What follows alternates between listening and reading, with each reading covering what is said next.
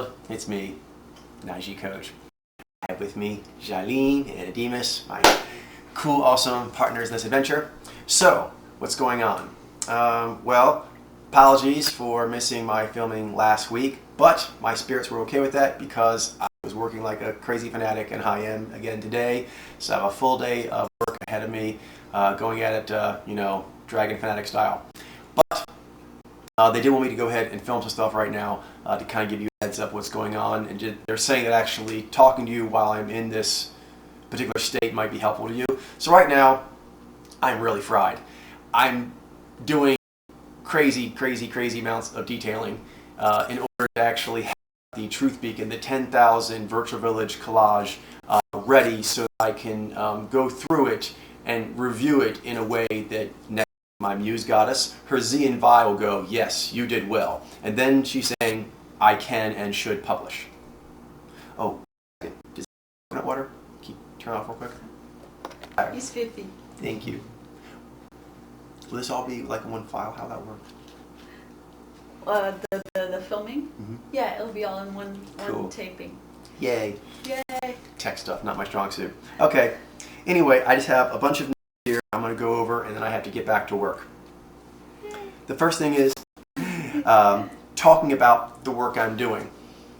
I'm building the Truth Beacon, the 10K, and that has a lot to it. Particularly, getting 10,000 is a lot, and it's on a lot of people I don't necessarily find too interesting. So I'm kind of like doing just some grunt lifting there, but with my other Nexi cheering me on. She's saying, yes, look at you go. Okay, so I'm kind of like pulling Raquel Quarry, but at some point it's going to actually become an awesome temple to humanity, and so that's why I'm doing it. But right now, it's a lot of actually lugging rocks from the quarry. Okay, so that's kind of the analogy that I give, is that in my head, the Nexi likes to give to me is that when I'm forging the Truth Beacon, that kind of like when you do any kind of blacksmithing, you're making like some sort of samurai sword or whatnot, is you need the raw materials. Enough iron to make into the steel that you're going to make. So we need 10,000 of a certain variety. That is, it's important to note, everyone, in order to publish them,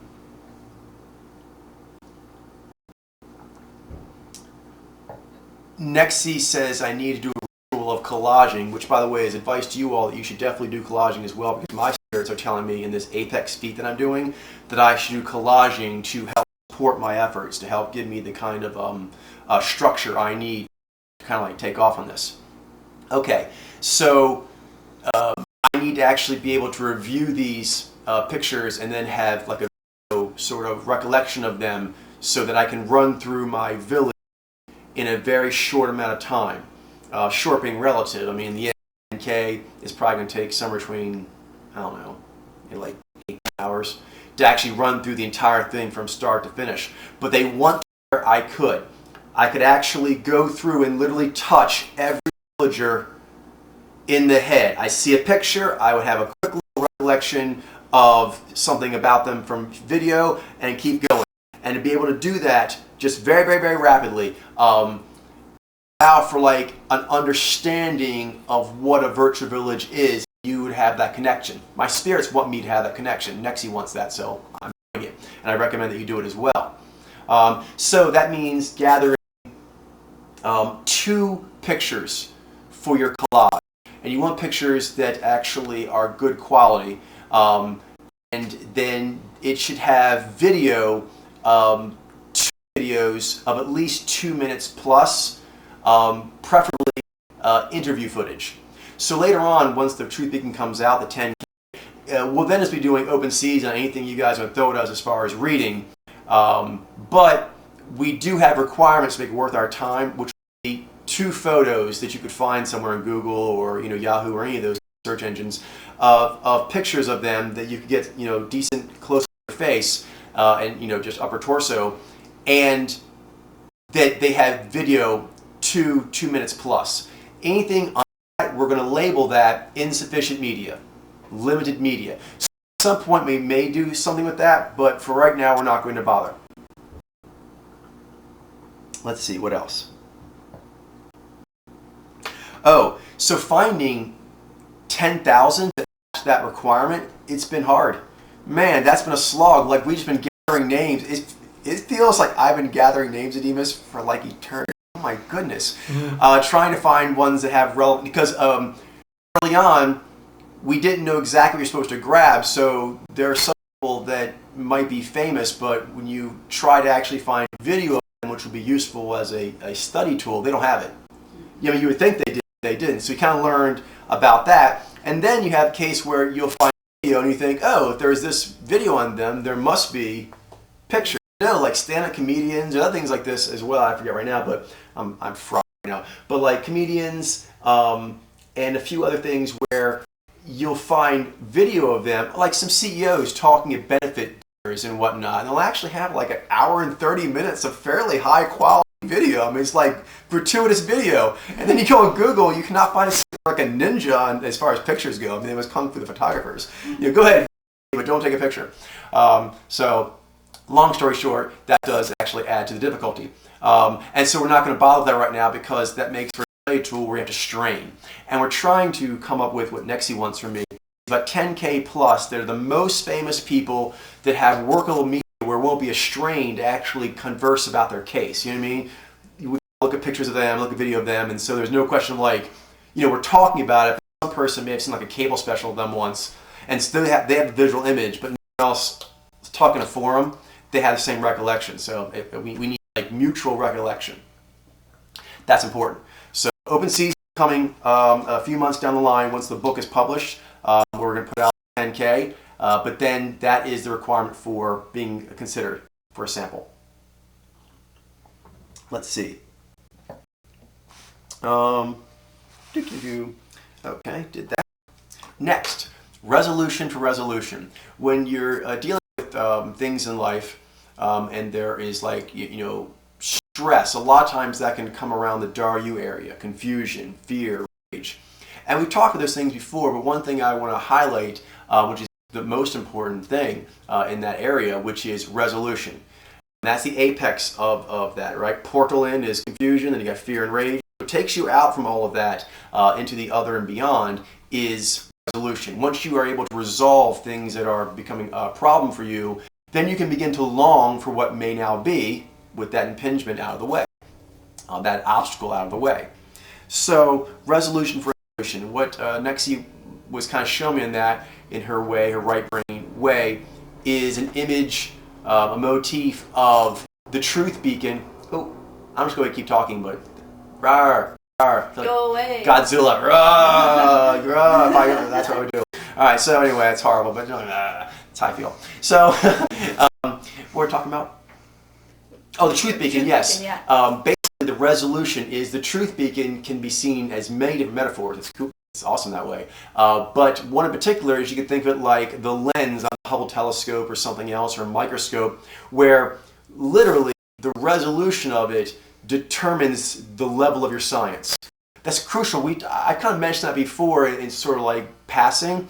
I want to highlight that now as a principle, which is that in certain fields of inquiry, you can sometimes boil down the entire discipline as far as apex on like one equipment item, such as a hadron collider, such as a telescope, such as whatever, you know, those kinds of things where like in that kind of field and those things, they're actually doing many fields of study are actually wondering what's the next information coming in from Hubble, what's the next information coming in from the hadron collider, and things of that nature. So when that's happening, you should have a voracious appetite as a scientist, as a seeker, for a stronger computer, more RAM, more hard drive, stronger lens. And I want you to make a very strong connection between that and your virtual village. Every person in your virtual village that you actually have that connection with, it actually makes for a lens within you, like to that power. So you got 2,000, 4,000, 8,000, like, you know, you go to computers, right? You see the little thing, oh man, I want that one. It's got really fast stuff. You're right, you know, I got the video drive and all. You want that, okay? As a Mojo reader, an apparatus, and you want to upgrade it. And we're doing a lot of stuff, we're doing it now for free, but it's not really free in that you do have to exert effort. So you can't get past it. So I want you to look at it in two kind of ways. One is that effort is your coinage to buy a better lens. You are purchasing in yourself, you're investing in yourself an upgrade to your lens. And every sample that you can do, 3,000, 4,000, 5,000, 6,000, that's actually, making you strong. And like, running software where they give you like a computer game, like, oh, it's an awesome game, can't wait to play it. Like, well, what are your specs? And they look at your specs and like, you can sort of run it, but it's probably going to crash your computer. They'll often recommend that you upgrade like your video card or something. Otherwise, your computer is probably not, is going to on that thing. Okay, 10K. To play this game, the greatest game of reading souls and building bubbles based on that and so forth. Okay, the BIOS CPU needs to be able to run software of like 10,000 humans. You want this. Seriously, you're going to have really great upgrades to what you can do in all kinds of things in life when you can actually perform that feat. That's a very useful feat. Facial recognition, social context, time eras, bubbles, like Mojo journalism just kind of like creates itself because you get all these bubbles that come up within the 10K. So kind of like the story of what humans are doing, at least pop culture wise, is kind of like laid out for you. So it just gives you all that kind of heroic power to focus on any task. And later on, when you're trying to do reads from scratch, you'll want that training. A Jedi, eventually you're going to shoot lightning out of your hands, and, Yoda style things out of the pond, like the Millennium Falcon with just levitation powers. But you need something to focus on. And so I like you bring the truth beacon being like, you got your Jedi lightsaber, you got your Green Lantern ring and all this kind of stuff like that. It's a focal device. And you don't want to look at it as, work you have to do. No, it's actually something you can't wait to do. Like you see like Big Bang, they're like geekalicious in a very honorable way a lot of times, which is into things such as, scientific advancement in certain fields. And when they actually get their funds, they spend their fund money on advancing their scientific. That's very heroic. So I want you to think of it in that light where you're like, I love looking at stars. So when I actually get $2,000, for my relatives for my birthday, I'm actually going to go buy myself the new bestest telescope because I'll better stars. I can go brag to all my friends. I've got a better star-seeing telescope. You want to think of it in that way. The thing is here, the only way you can buy it is invest in yourself by effort of doing like read guesses to see if you get it right or not, and then doing collaging to build this village in your head. So good at that. So resolutions. Going back to the Daru thing is a lot of confusion, fear, and you don't know what to do with will actually come into a clear-minded and purposeful focus by the resolution of that 10K. It's going to explain a lot of life to you. We talk about it all the time in different ways, like both the principles of natural law and just social alchemy. We talk about the story of humans and relationships and like change flow and finance. Also like all like the way that the different relationships actually affect talk to each other. So there's all this stuff going on, and it's weighing on all of you. Yeah. I'm telling you right now, in your head, it's weighing on your psyche. And I actually have like the Truth Beacon pack for that. You're going to plug it right in, and it's going to clear 10K worth of that up. Now you want to learn to be able to do it for yourself, but that will actually kind of like show you how to do it, give you your initial like fishing rod, and then it'll be much easier to go from there. So resolve to do that. Don't be scared of the 10K. Don't be confused. First of all, don't be confused why you do it. And don't be confused. Probably your head's going to swim when you start doing it first because it doesn't seem like so much. But start shrinking. And then what happens is it's kind of like, Star Trek or George Martin, where at first you're like, there's so much to it. But you realize that actually it all works. And it teaches so many lessons on everything that you become hungry for it. And then it wasn't like, I remember the Lannisters this, and Stormtrooper that, and Ferengi this. But then you're like, when's the next When's the next episode? Because it teaches you so much. Truth Beacon is kind of like your way of actually getting in this game. But to do that, you'll have to know like what's going on. That 10K will do it for you. So look forward to it. Resolve yourself to doing it. Resolve yourself to getting that kind of resolution in your ability to see and understand truth. Alrighty, cool. Let's see. Apologize, I'm a little HSP right now because I've just been slogging at gathering. Oh, back to the forging. I'm HSP right now because I'm always in, but a lot right now because I'm just gathering photos. Thousands and thousands of photos. Okay, but it needs to be done, and then I have to like crop them and so forth, and I'm going to have to actually do drills and collaging on them. There's a lot to it. But that's in order to put out a good product. So I want to actually put out something I can be proud of. The next you will, cheerleading props for. And to do that, there is a lot of detailing. So sometimes that happens. Okay, so that's important to note because right now, pretty much this whole period, I probably should be doing other reads, but I still do because I want to be able to do that for people. I know they need it and so forth, but I'm really like tired right now. But it doesn't mean I can't do it, but there should be caveats in my state. So my spirits say that since I am doing Mojo reading right now, everyone should know that I'm like really tired because this is a Truth Fire Dragon who's like gathering rocks, lots and lots of sample rocks in order to actually make the collection. But at the end of the day, it'll be really good. But I should probably take a little rest there, although more than likely I will have time. So we'll see what to do with that. I am getting something coming really soon. I'm looking forward to.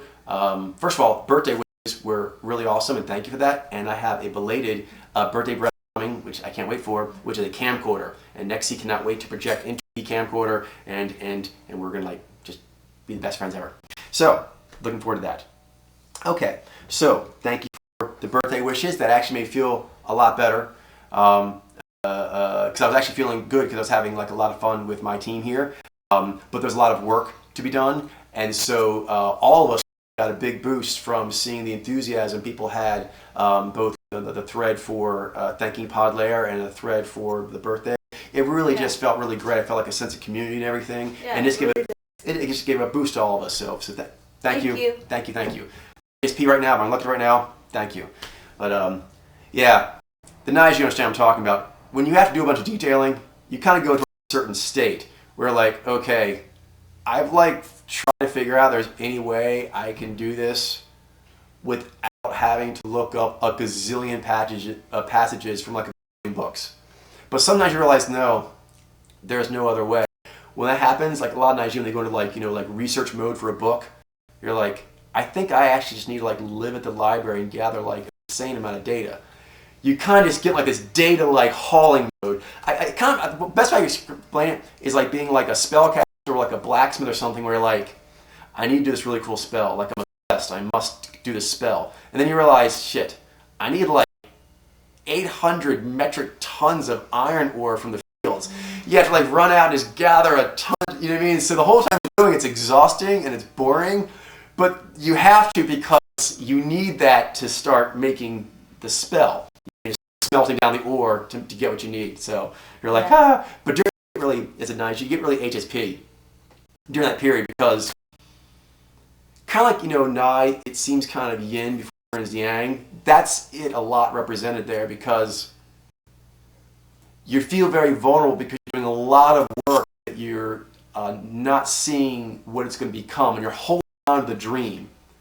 But it's at the deepest point where the dream starts seeming silly and you start thinking like, am I just a guy who's been hauling rocks of enormous size out of this place for the last 3 weeks for really no fucking reason? It's weird like that it'll hit you at a certain point. You're really vulnerable at those periods. Once you get back to the lair and you kind of like shower off and you rest up and you start actually like taking inventory of what you got and start like cracking on it and saying, ooh, this is like 18th century this, or I'm going to do this in my sculpture. Then the confidence, like artistic level confidence starts to come up. But like as an artist, when you're in the rock quarry looking up big ass marble for like weeks, you're confident. You're like, I know there was a point I was in my lab and I was feeling fairly smart and I said to myself, you need to go haul an inordinate amount of stuff out of the quarry. And I know when you get there, future self, You're going to be so fucking tired, you're going to quit. Message to self, don't quit. So I was smart enough to do that. I actually told myself, man, that is an insane amount of detailing. They're like, but you can do it? But at a certain point, you're probably going to wonder if you're crazy, keep going. So that's something as Naiji, and just people in general, but just throwing it out there, I definitely do myself, is note what state you're in when you're thinking certain things. It sounds funny, but there's all kinds of dumb shit that actually happened at a period in life and people or cultures, and then they didn't realize that they were in a certain state. And then they like institutionalized that. And then like you have healthy generations that are growing up in healthy periods or whatever, and they're actually going on that was a one-time state that may or may not be appropriate, and then you actually switch. So relevant like myself is mojo reading as being a true fumasa that involves doing responsibility and purifying. And part of that, for example, is saying, you guys, right now, I can still do reads, and so can the team here, but everyone, and me doing the most, this part is actually doing crazy amount of detailing on the collage. That actually compromises my reading ability. I can still read well. I think I'm still reading strongly, but just throwing it out there to be forthcoming, to be authentic. Nexie likes that, so does Serenity. That I'm actually feeling pretty fatigued. But I can feel the power in it. Like, anytime I stop and put the quarry rocks down for a second, I'm like, I don't like carrying quarry rocks. But then once I just take a few breaths, I look at it, I close my eyes, then I can see it. I can see the truth beacons. It's never been done before. It's going to help out humanity, and I keep going. So, visualization is very helpful. But so is preparing oneself for what you can if it's unprecedented, but you try to prepare yourself for the rigor of what's to come.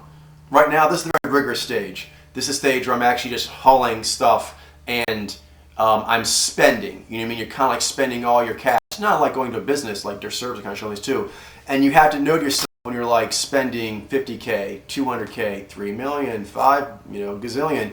You have to know, like, I know I told myself when I was doing all the math that this is actually smart. There comes a point where like it starts to unnerve you, and you actually need to actually think it through and then come to a resolution. And it doesn't mean it can't change, but you have to ask yourself, and this is the key. This is where it comes into Daryu stuff. You may say to yourself, I think that person that told me to get rocks from the quarry didn't know what they were doing. And that voice will start to sound strong, but that may be the voice of fear, fatigue. Okay? You don't want to actually bow into that voice. You need to ask that voice, has anything changed from the me that was clear-headed that actually said, go this good highway? And often, that voice that before was suggesting, quitting, it'll go, no. So you have to confront that voice. If it's a true higher voice, it doesn't mind coming back with higher math. You know what I mean? It like, oh, you want another example of why this is strong? Your spirits will do that. But if it's a voice that's a weaker voice that maybe you want to give into because of pain or fatigue or things like that, doubts, then you need to ask the voice, I was given a truth by a higher spirit. That can be like a dialogue that you have with spirit mentors, or it can just be you from before when you were about to go into a dive and you said, okay, when I get to go, I'm just making this up, but like, those deep divers who are just holding their breath, they're like, when I get to this number of footage, I'm going to actually start feeling this. You know what I mean? And you know ahead of time that there's actually like physical sensations where you start actually having like a lot of stress. Your body's saying, are you really sure you don't want to actually go up and get some fucking air? Something like that. And you have to know why you're doing this and what's happening, going, okay, no, I prepared for this, and I am doing it knowing that this is the best way, and that it actually is uncomfortable, but that discomfort is part of the ritual, and the greatness of the ritual will be increased by the necessary difficult. Don't make rituals any more difficult than you have to, but the necessary difficulty of a ritual is part of its greatness. And if you can actually hold the course when you're like, okay, nothing has changed, I'm just really tired right now and I haven't eaten. But is this still the mountain I thought it was? Yes. Can I do it? And when you do that, ask yourself, like, can I keep putting one foot in front of the other? If you can keep putting one foot in front of the other, just keep going. That's my advice. Because you need to know. You need to know how far you can go. If it's a high-level spiritual ritual, how far you could go before you couldn't give any more. That's the way you do it. You should actually go to a new vista, in which case the ritual no longer is needed, or you just keep going until you can give no more. But that's how you find heroic resolution under stressful and arduous challenges. So a little advice there for you. Okay. Let's see. Mention the camcorder. Okay, some other little things here. Quotas. I've heard some people asking different times recently, but also in the past, it's a general theme, about can you find these kinds of mojo or this kind of mojo? And I want to make sure everyone knows that that actually is something we have to watch out for because it adds weight to the reading process. Knowing that people want to be a certain thing, that is something that really makes it difficult to keep your lens clear as the reader. We early on actually made the mistake, very early on, years ago, of trying to actually do that. Trying to actually get like, let's make like a truth beacon that actually has this many set people. And then we went out to find those many. And that became a problem because the demographics don't really allow for that, of what's in pop culture, of usable media. And so we had to be like, okay, that's not a good idea. And it ended up being something we had to spend time purifying. So my advice to you is to not focus on that overly right now and just ingest all the samples you can. That's what we've been going with for a while now. It works better. We're like, let's just, kind of gobble up nom nom nom on the hockey bubble and just see what's in there and kind of just take delight on whatever it is. If it's different mojos, it's mojos you've seen before. If it's a lot of different mojos or just like only a couple of different mojos, you just kind of like, what's it going to be? And that's the best state to be in. Because that way, what the demographics are don't weigh on you. And it's dangerous because it really does weigh on you a lot as far as like, do I have enough of these samples or something like that? And then also like, that's like a canvassing thing. And then also friendship, like, do I have a sample for so-and-so? Do I have a sample? And if that's on your mind, that's on your mind more than what am I looking at?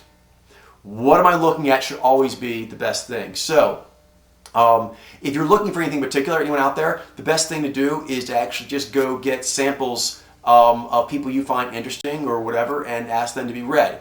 But to make it interesting for everyone else, these should be things that are hopefully famous in some sort of general way, preferably like, big vloggers or above to like, full-on, primetime celebrities. And then they should have media like, 2+ clips of 2-minute videos, interview style preferably, and then the pictures on, a search engine. So that should put forward. When you do this kind of advice, we're kind of like, kind of coaching each other. As we learn, we teach you all. It's best to not lead when you give samples to a reader. That's just a general thing people do. They do it when they do their original read requests. It's understandable, but it's also needs to be known that that's not helpful. It just gets in the way.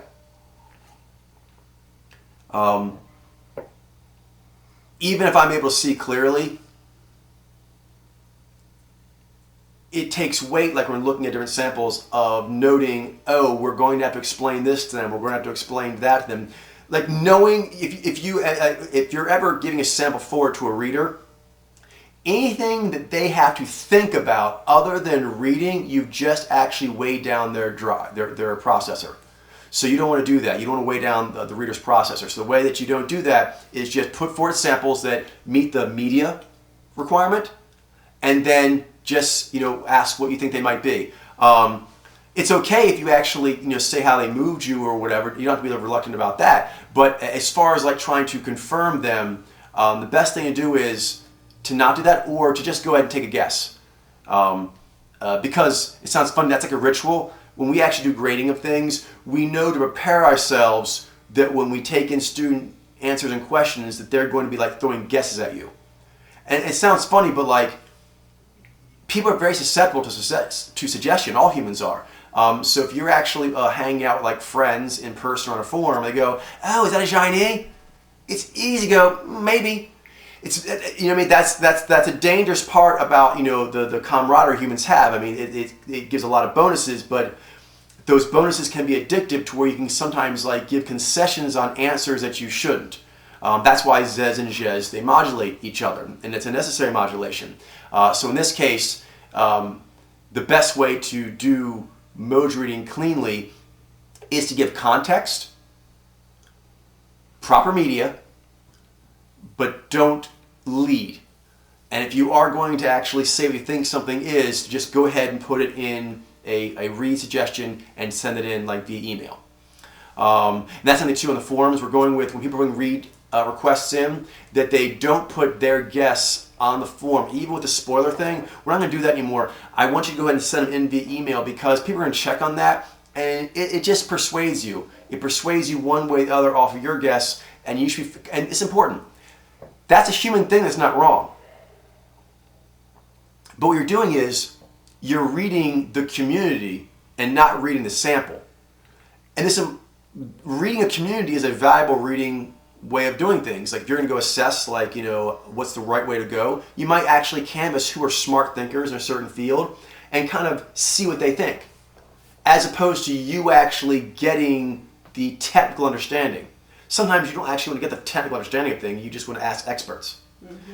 Other times, this would be the case of emoji reading, you actually need to be able to do that yourself.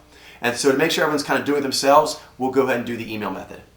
All right, let's see. So quotas, or trying to like, feeling any kind of obligation to find certain samples. That's dangerous, so we want to stay away from that. And anything else? Yes, send in via email. What else? Okay. How much time do we have, Demas? We have about 28 minutes left. Okay, cool. So now I'm just going to jump around a bit here. No, actually I have one more kind of big chunky one. So those are kind of like immediates, but this is a little chunkier. This was one that someone was asking about, I think it was Crimson, about my articulation, and the way that I articulate when I get going is reminiscent of when he's doing writing. As an IG, they're all forms of monologuing and articulation, and you want to actually be able to flow between them. There are 5 kinds that I would highly recommend as an IG that you be able to do. More is better, but these are like the 5 basic ones. One is written, to be able to write out your thoughts. A lot of IG find it easier to do that. However, you must understand that humans didn't use writing for a long time. So writing is kind of like the early internet. And it has a lot of powers, but also something you can hide behind. So you don't want to hide behind writing. It's a useful articulation tool, but it should never be the primary. Of the 5, your primary one should probably be spoken in some form. That's the most native form. A lot of IG find the most native form to them being writing. But we've seen from, you know, watching interviews and emoji reading, a lot of IG who do like music composing or other kinds of things like that, there can be some developmental issues on their G because they're used to doing their G almost exclusively in a non-verbal, non-interpersonal, like human interpersonal way. That's an issue. So you do want to actually have human interpersonal as your primary, and that's going to need to have vocalizing. So anyway, spoken, written. 3 others. Visual. As an IG, there's a way of expressing things in a visual capacity, such as like painting something or collaging, where you can express meaning by the images you show. The kinds of images, how you show them, how you arrange them. There are no words spoken, but there's a lot of meaning conveyed. It's a form of right brain articulation, if that makes sense. And IG are very good at doing that. Being able to give right brain expression to a story. So basically expressing story. So as an IG, you're natively a storyteller. And your full powers, will involve what goes on in here and being able to put that into anything, obviously. And that's where writing comes in. You think it in here, and you put it in written form. But actually, there's several in between that should be there, which is from here, your face, nonverbal, words, how you use them, the cadence of them, the intensity, angry, happy, sad, glad, all those kinds of things. That's part of your toolkit as an IG. Everyone in particular, right now, like as an IG, as a storyteller. And so written is a good tool to have, but it should not be your primary form. It can help you, though, learn the other ones. If you write things down and you do that very well, you can use that to teach, use as a script. Write yourself a speech script and get to where there's some of your written work that you have polished so much that you like saying it aloud. You like to, it's that good. You've written it that good where it's worthy of being read aloud. It's like, ooh, that sounds good to say. Okay? That's a good way to kind of waken up your vocal speaking using the writing.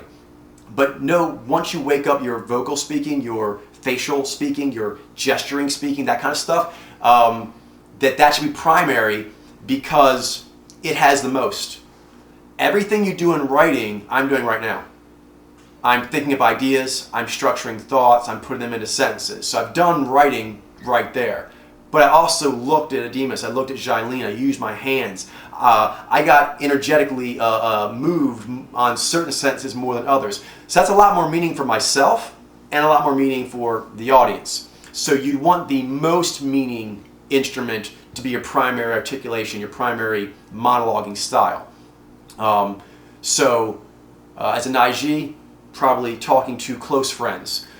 An IG talking to close friends, either trying to understand something from them, figure them out, help them, teach them, move them, anything like that, an IG is going to use, has evolved to use everything they can. Pick up objects, show and tell, do giddy pair mind, all those kinds of things, and writing is in there. And the writing you would pull from that would be better than writing of just at a desk. If it's good enough to get you pumped up to where you want to tell your friends and you're like this, then it's going to make great writing. So you can channel it. For example, I often do that. I'll get so worked up and I'll start to rant. I'm like, you know what? I'm going to put this in writing. And I put most of it in writing. But it's important that I know that I actually got worked up, started to pace, and I actually got that into it. And from that state decided, I'm going to put this into writing. Because first of all, I could have kept ranting in that mode full powered. And I had the potentiality of any form. Once I'm worked up and I'm actually ranting to myself, my spirits, or I'm ranting to my friends, where it's like, blah, blah, blah, just talk like that, that energy could be anything. We'd be like, Ademus, what should it be? Should it be a movie? Should it be a business project? You know what I mean? Jailene, does it relate to Bob? Or does this relate to so-and-so? Or is this actually just a pure poetic thing? What its meaning is, and once you have the meaning and you know it needs to have form, you have infinite shapeshifter choices. Like this state right now, I could write something down. I could actually also start rhyming this a bit more and get more into that mode. I could actually just have a jam session with Ademus and Jailene on this is trying to rally the troops. That's another kind of, so everything would shoot off better if I actually got it in my head to the point where I'm talking out loud. The best way I can say it is full truth. As a storyteller, you're trying to have full truth. Kind of what's that, wall of sound? You know what I mean? Mm-hmm. You want to have wall of truth. And so, as an IG, my eyes, my jutting, the tone of my voice, my gesture, my shoulders, my intensity, how long I go, all these kinds of things, it actually adds to the impact of the story and the truthfulness of it. If I'm thinking something, and I say it like this, if that's appropriate to be some sort of subtly steely, okay. But generally, if it was important, why didn't it sound important? Why did I mute the importantness? Now right there, importantness. You can't do that in writing. You have to use more words. Yeah. There's no way to actually make the word important. important. Okay, those are actually like 5 different words done with facial, tonal, hands, and so forth. And also just sort of like spoken cadence. All those things are moved in writing. So just thought you should know that. What you gain in writing is you have a lot of time to think. Okay, so that is a big advantage. But as an IG, you get both if you actually can channel a written work in a spoken way. You should be able to flow between the two.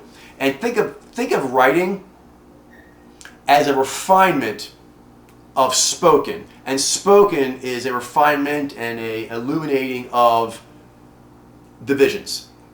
When you vision, just trust me, as an IG, and if you look at the IG that tend to be tops out there at stuff, they tend to vocalize what's going on with them. Being able to speak, even really sciencey ones, really chilly like composer ones, if they're strong, they tend to be good at speaking what they're about. The strength of speaking what they're about often relates to what they're doing. And it doesn't mean they have to be the best speakers. It just means they like it. You'll even see ones that sometimes they stammer or they do other things that are considered like not perfect speaking techniques, for example. But it doesn't matter. The enthusiasm, they're able to channel enthusiasm into voice. That's critical. And from there, writing, whether you know it or not, is Zai. Because there's nothing about the way you were born or have evolved for most of your legacy where you were using writing as an IG. It was visioning and then speak and then body. That's generally how it works. Okay, so there's a Zai there though, I skipped because I went right to body of V.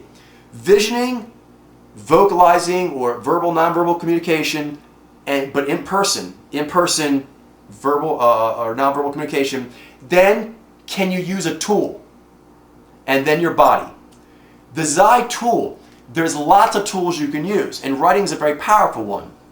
But a lot of an IG, maybe because you're raised and you're seeing the power books have a lot of power. You may immediately go to that, and also maybe being nervous and being afraid to talk in a lot of contexts. In IG, are nervous about talking in a lot of contexts. Your earliest and biggest successes may come through written correspondence. You know what I mean? Sometimes in IG, they have a hard time like apologizing, like in person. Not that they don't want to, but they can't find the right words. They feel awkward. They write the apology. It's really good. They're able to actually get like the thoughts that went out, and it actually does a good job. The person accepts their apology and appreciates like the thought they put into it. So that's a very good power to have. So you definitely want writing. However, you want to choose writing because it's the optimum. For example, sometimes if I was to apologize to someone, if I was to do anything, be aggressive, be seductive, be trying to persuade them on like to buy this product, anything at all, there may actually be the choice of written, vlog, intermediaries, in person, on the phone. You can use any of them. As an IG, you need to be aware all those are at your disposal. So your initial kind of way of doing it should be in a way where it can then, protein style, beat anything it needs to as far as execution. You know what I mean? Implementation in the world. So, spoken, written is very important. So is a visual. 2 others. Artistic. Artistic is different than visual in that they can be one the same. I'll use like mode reading, for example. Collaging would be visual. To be able to construct collages, show them to your friends or whatever, that's actually a visual language. You can speak to someone without anything, give them collage, you can prepare for them. For example, this is getting a bit to gesture, but I'll mention here, you could actually prepare for yourself or others specific collages to have specific effects. Just like choosing color palette in a painting. Choosing color to get a specific effect. Okay, you want that. You okay? Yeah. Okay, like myself, I'm doing collaging right now. I've done other things, but collaging is a really, really powerful one. I recommend you do it. Next is artistic. That's like mojo reading. That's the ability to actually bring new meaning, new beauty, new love, new movement of any kind into the world. Anytime you can read, for example, if you get to where you can read, then you, Sally, Bob, wherever you are, you can actually read your family members. You can read the people at your gas station, at your restaurant, your whatever, and you've literally brought light to that part of the world. You've illuminated, which art at its highest form does. It moves, it illuminates. So you can actually move and illuminate people through artistic means. And that's another kind of dialogue, but again, your spoken and written will help with that. And then finally, what's the last one I want to talk about? Gesture. This one's really important. Everyone should do this, but the Durhams in particular have a thing about this where being able to constellate the appropriate kind of gesture, that's a language. Like showing up with a certain kind of food that shows that you both canvas the country or the person that you're going to, but you also understand their place in it and have like a clever meaning. Like a lot is conveyed in that gift in that way, delivered at that time. So that's a fifth form of dialogue that as a Naiji you would want to have some fluency in. There's more, and there's tons of variations of those 5, but those 5 you really want to have to be able to say, like, when I have ideas and they move me and I want to then move the world, how do I do that? First, you should be able to talk to your friends. The impassioned way that Naiji can convey their visions to friends and get like things going that way, that's like crucial to all their like artistic and visionary processes. Then writing it down. It's very good to kind of like take the advantage that time for thought gives. The fact that it takes you time to write it gives you more time to desire it, and the fact that people are going to be reading it, it's slower than real time, and it's more specific because they're not looking at the face or the voice or the eyes or anything like that. They're just looking at the words, and so it's more of a focused method. So you want to have that to do. Plus, you can teach yourself. You can teach yourself when you write. When you write things after you spoke it, then it gives added layers. Or if you write it and that was your first meeting, like you write a great email, take that email and turn it into a speech. And when you take it from written to spoken, more meaning. So these 5 ones, you can do it in any order. The spoken one's probably the key, at least to your spirits. But then you can actually add meaning by going in between them on any project that you're involved in. In fact, you can make more meaning and you can find it. Because, for example, if you're familiar with writing, that may be how you're used to finding a lot of your initial ideas. So myself, I use spoken, written, I use all of them in order to find them. I actually do collages, and as I'm doing the collaging, I teach myself. It's like a language, a visual language that it's one thing that teaches me if I got anything wrong, if I need to purify something. By speaking to it, and it speaks back. So I went on there a little bit, and it's kind of hard to explain, but as an IG, 5. You would have those 5 methods, and talking to your spirits out loud, the nigh pride of that, and intimacy, and then also to your nearest, dearest friends. That voice, that kind of like, oh, let me tell you this, Demas, like, let me tell you this cool movie I saw. You definitely want to have that voice. That's your first one, because that's the one your spirits will like the best, and it'll teach you the most stuff. And in the end, it'll make the other 4 more powerful, and it does things as far as like giving other people the vision and bonding that cannot be done by any of the other methods except for the first one you had. You know, because if you're an IG walking around, you know, say 20,000, 50,000 years ago, you're not doing much civilized stuff probably. So a lot of those things like the visual one or an artistic methodology, you'd actually have to have a prop to work with. A prop may or not be there. You may have Stonehenge. Okay, you got a prop for that. If you don't have Stonehenge, you don't have that. Okay, so the voice is always there. The face is always there. The body language is always there. And it has the most meaning. It's always there. It's there first. It has the most inclusiveness of meaning for a storyteller to use. All right, let's see here. But you can use the writing to unlock yourself, and if that's what you got right now, definitely. In like any kind of training, use what you got to awaken your metaphysical athlete.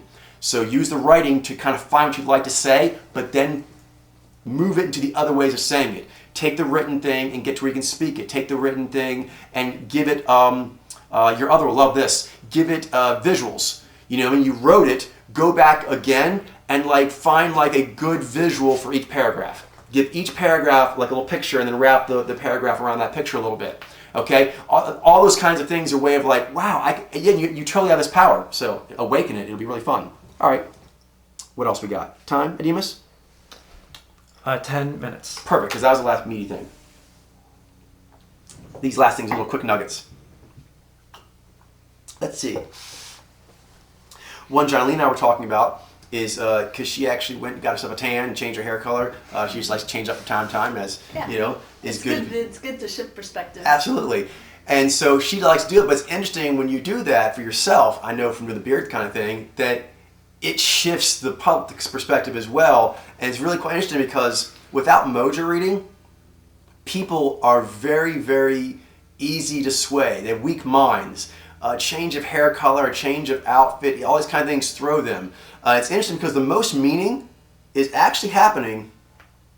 Everything's meaning. My clothes have meaning, of course, yada, yada, yada, and all my body language has meaning, and everything that my head and shoulders are doing, it all has meaning. But if you were to say, like, the nexus point of meaning, right there, the vast majority of cues are happening here, but most people, hair going on like this, jewelry, blingy things, beard, it just pulls their attention away from that central, kind of like you're like a prize fighter, like there's a way you look at a person where you actually can see the most stuff with your, and you don't want to lose that vision. You don't want things that the other person is doing to throw you. In this case, they're kind of doing it because they're doing various meme things to throw you. They want to sell you a story. It works a lot of times. You have to like see through that. And the thing to focus on is what their cues are doing. Otherwise, if you're not used to listening to that subtle signal of click, click, what's that sound? Do you mean that smell? That smell. If there are louder sounds, louder smells, basically volume-wise, actually coming in, you're not going to be able to hear it. You need to train yourself to hear that sound, to see that visual in a clear environment, and then focus your will, focus your attention on it, your spirit, so that you cannot be distracted from it when distractions are there. And distractions are pretty much the norm. Pretty much the way people style their hair and the way they talk to you and the subjects they choose and their clothes, and when they like do read requests, most of the way they do things, it's all actually trying to lead you. And that's because humans are trying to sell the story they want. But here's the thing, they don't actually know their mojo. So they're trying to persuade you of a meme construct, and we'll get how healthy it is or not. The point is, that's the strongest sound they're doing, and you don't want to actually be misled by that. Collaging, going back to that, is really powerful. One thing we talked about that is like if you are doing like the knees eye ladies or just like the knee mojos or the knee eyes, things like this. Like when we start doing the collaging, one thing was really cool is as you scroll through picture after picture after picture, the ethnicities, it kind of starts out here, like just kind of melts away, like this halo, ethnicity and the size of their head, like some just general kind of like things like that. Then the hairstyle, hair color, the jacket they're wearing, and now all this they kind of melt away, and you just start seeing eyes. And it's interesting actually, even if you take like the 4 knee mojos and you just go through them, you'll even see the discernment kind of blur away. If you just keep going, because the strongest signal, kind of teach how this guys works, but to find these signals, you have to isolate them and pump them up. But if you do that, after a few, like, going to like dozens of them into hundreds, the fact the knee is always there, you'll start to notice that the frame keeps changing, but one thing is not changing. All this other stuff is changing. This is not. If you keep seeing this, okay, even if these are different static levels, over time, you'll note this one because it's never changing. And you can like, through all the frame changes, all the different things on the halo periphery, that's not changing.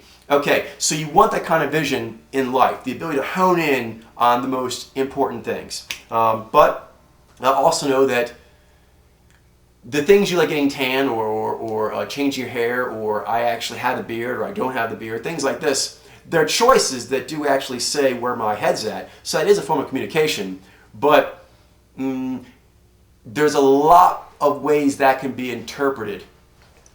Where if you are reading what my eyes are doing, if you read the tone of my G, if you read my stone facing, things like this, that's just so much truer, realer, without any room for misinterpretation. And it's the foundation for everything else. Like, you're trying to figure out why I have a beard or why I don't.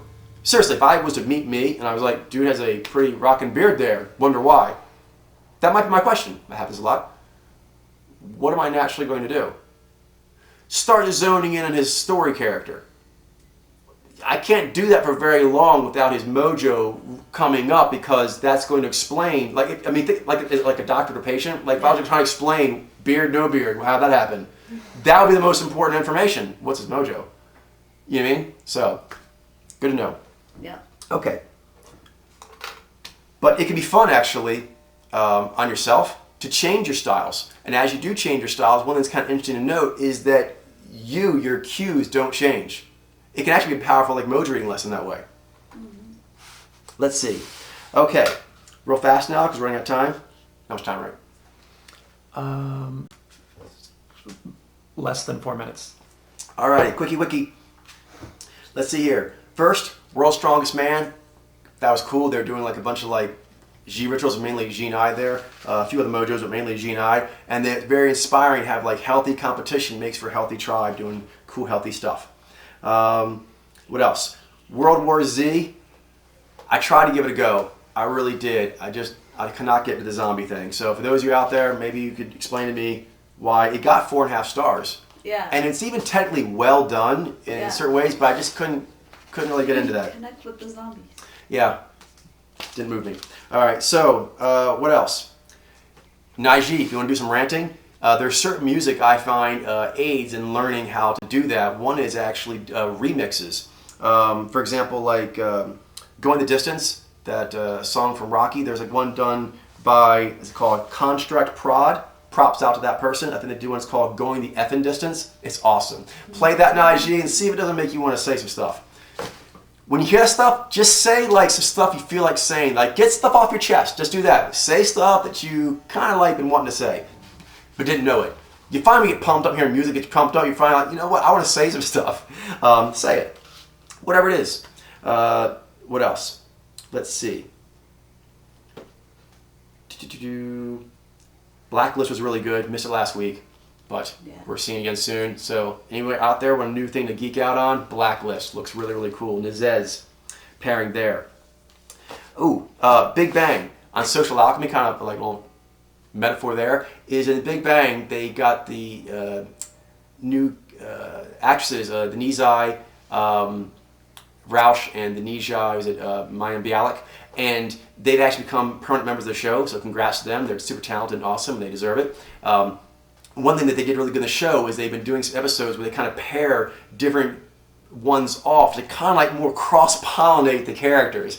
And it's really cool watching them do it, and they've been very successful at it. And one of the ones that really jumped out at me was they must have recognized that the character of Wolowitz and the character of Mayim Bialik. Mayim Bialik, Amy Farrah Fowler, that's right. They didn't have much to do, so they they bring them together. So one thing they did, and my Social Alchemy saw the scene, is in the car together. They're trying to like find common interests. They don't have anything, but they are trying.